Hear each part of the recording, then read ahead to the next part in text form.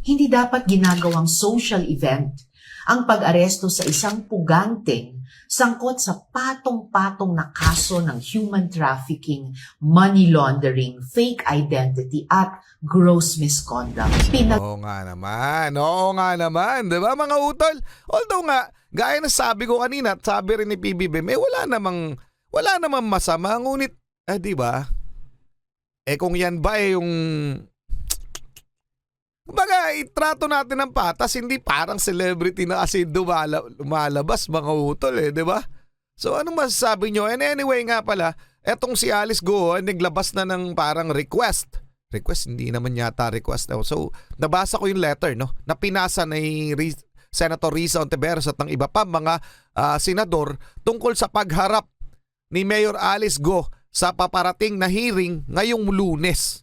Okay, so yun yung aabangan natin. Pero gusto ko munang malaman kung anong gusto nyo, opinion ninyo dito sa mga parang nga namang celebrity na dumating may kinakaharap na sobrang daming kaso. Ano ba? Ano masasabi nyo? Mga karunungan, kaalaman, teorya, kasaysayan, hiwaga at mga bagong tuklas. Alamin natin.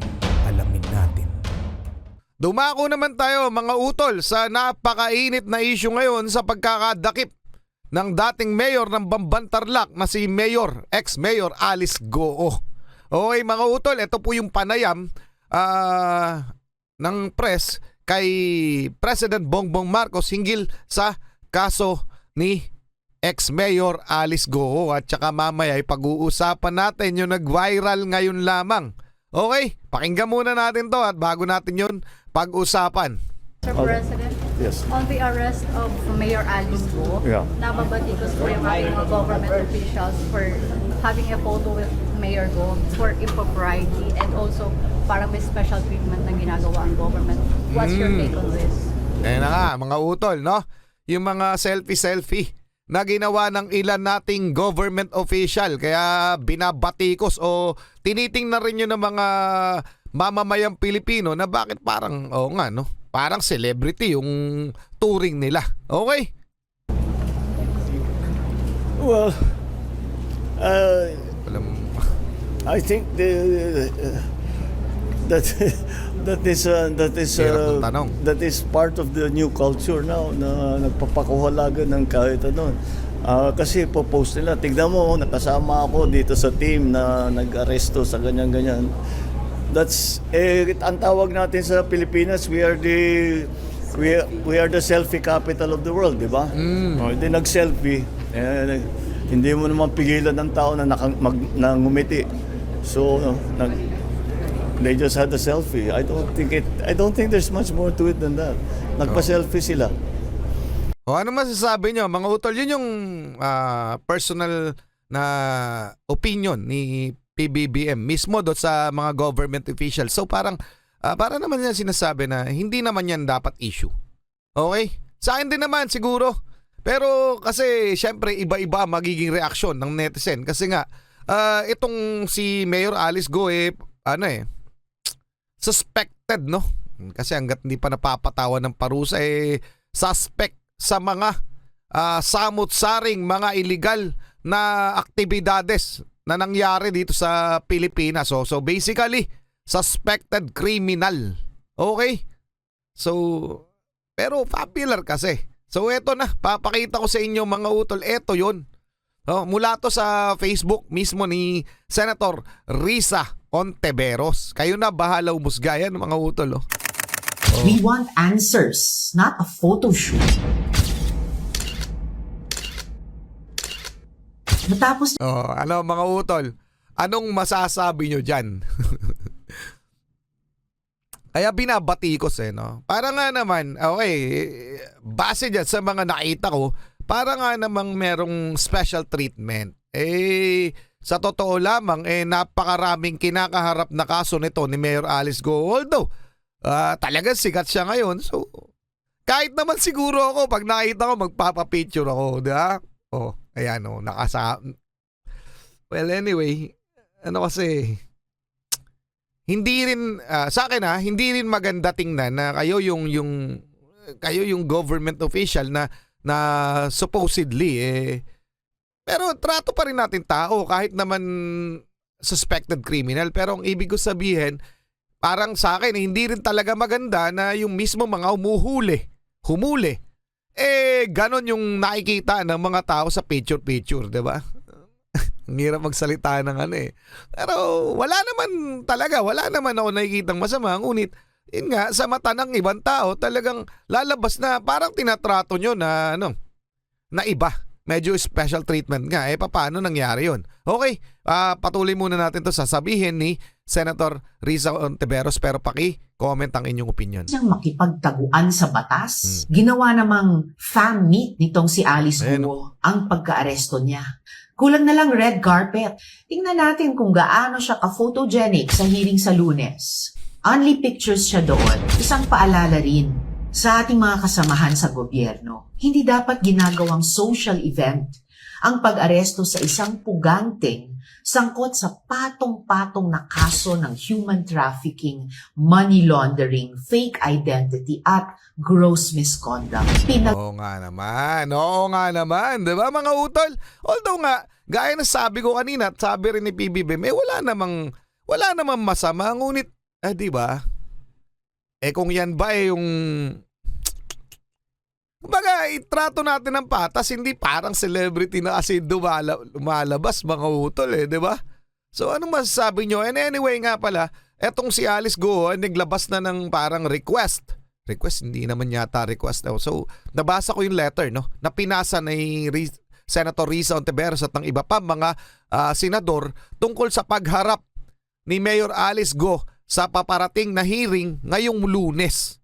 Okay, so yun yung aabangan natin. Pero gusto ko munang malaman kung anong gusto nyo, opinion ninyo dito sa mga parang namang celebrity na dumating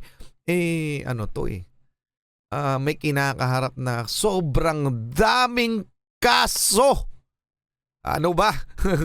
Ano masasabi nyo?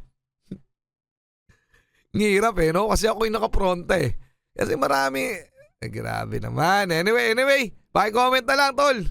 Naglaruan ni Alice Guo ang mga batas ng Pilipinas at ginamit niya ang posisyon niya para makapag-operate ang mga pogo na naging sangkot sa kidnapping, murder, human trafficking at prostitution. Alice Guo, the fake Filipino, will have a lot of explaining to do on Monday. Tama. Pagbabayaran niya ang pagsisinungaling niya, ang pagtago at takas at ang panloloko sa sambayan ng Pilipinas. Ayan. Anong masasabi nyo mga utol? Paki-comment na lang. Mabalik na tayo dito kay President Bongbong Marcos dahil may sasabihin pa siya tungkol dun sa kinakaharap ni Mayor Alice Guo. Tuloy muna natin to. Paki-comment na lang. Inyong opinion, tuloy na natin. But sir, now that Alice Guo is in custody, what do you want to hear from her? Or what do you expect from her? Those are two very different questions. What I want to hear from her is for her to lay out exactly how these pogos became such a large. It's basically a criminal enterprise, and as mayor, for her to say she did not know this was going on, is very difficult to believe, because as a former local government executive. It seems impossible that an operation that is a few hundred meters away from my own office, na hindi ko alam yung nangyayari doon, illegal na ganitong kalaki na operation. Kaya sana maipaliwanag niya kung bakit hindi niya alam at kung paano bilang isang mayor na hindi niya malaman kung ano yung nangyayari doon sa bayan niya. Hindi ako naniniwala doon mga utol, no? Ako hindi talaga. Alam mo, matatalino yung mga senador natin, presidente natin. So, kalokohan hindi niya yun alam.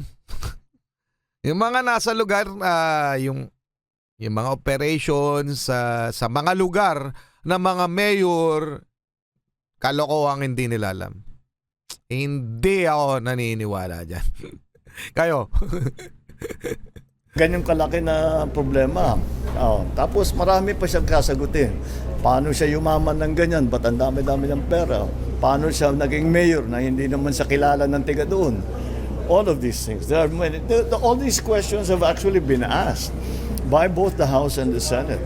I just hope she answers it better than her cohorts. Sina Cassandra Ong at saka sina Sheila Ong, very evasive makasagot. Sana naman mabuti-buti ang sagot ni Alice Go as compared dun sa mga kasamahan niya.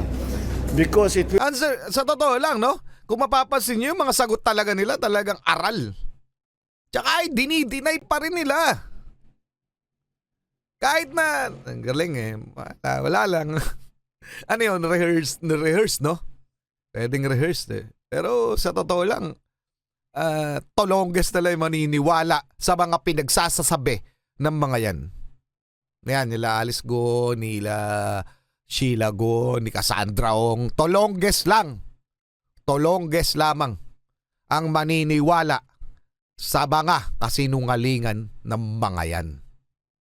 will not help her at all to be evasive. Mas bibigat ang magiging problema niya kung hindi siya magsabi ng totoo. Mr. President, is there a demand from the Indonesian government? Kasi there were reports na swap ng prisoner. Is there such? Well, wala namang nag-swap. Walang swap.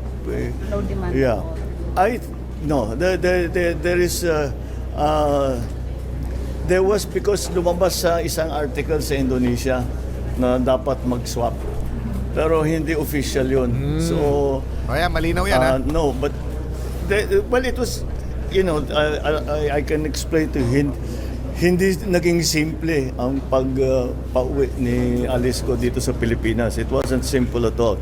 We were negotiating very intricate, very sensitive and very delicate details for the last, maybe 48 hours na kinakausap natin, mga kaibigan natin sa Indonesia. Mabuti na lang, marami tayong naging kaibigan na dahil sa pagpunta-punta ko, pagpunta ko sa mga iba't ibang bansa, Indonesia being one of them, at maging malapit kami ni President Jokowi, naging bahagi yun. Kaya kahit na hindi ganun kasimple ang pag-transfer, napakiusapan naman natin ng mga kaibigan natin sa Indonesia na bayaan ng Pilipinas, kunin na siya, iuwi siya dito sa Pilipinas. Kudos nga pala sa Indonesian government, mga utol. At sa aking balita, no? Sa aking balita na etong si... Siyang i-process ng Teka lang. NBI o PNP, kailangan ma-turn over na siya sa Ayan, OSAA. That dinala was sa clear Tarlac. from the very start. Si Mayor Alice Go ay dinala sa Tarlac, no? Yan ang nakakapagtaka. Ayan ha, pakinggan natin konti lang ha. Ang Senado ang may pinakaunang Unang arrest warrant laban sa kanya. Bakit siya dinala sa Tarlac? Ano mga utol? Anong masasabi nyo dyan? Sa susunod, pag-uusapan natin ito. Pero aantayin din natin yung hearing na mangyayari, yung pagharap. Kung haharap nga ba itong si Guwahamping sa Senado, no? Si celebrity nila. Anyway, paki-comment ang inyong opinion, mga utol. Alam ko nang gagalait rin kayo at samot-sari ang matatanggap nating komento. Paki-like yung video. Paki-follow kami sa Facebook. Alamin natin PH. Okay? Paki-share na rin, mga utol. Maraming salamat. Tututukan natin to. Huwag kayong mag-alala. Pag-uusapan natin to at tatawanan natin. Kasi yun lang kaya natin gawin eh. Tawanan yung mga government official na tulongges o tinotolongges tayo o natotolongges nitong mga to. Okay? Maraming salamat. Maraming salamat sa inyo. Muli ako si Target Achilles in behalf of the Real South Pride Production. Okay, nagpapasalamat sa walang sawa niyong pagsuporta. Kayo mag-ingat. Keep safe. God bless. At saludo po ako sa inyo lahat. Maraming salamat po.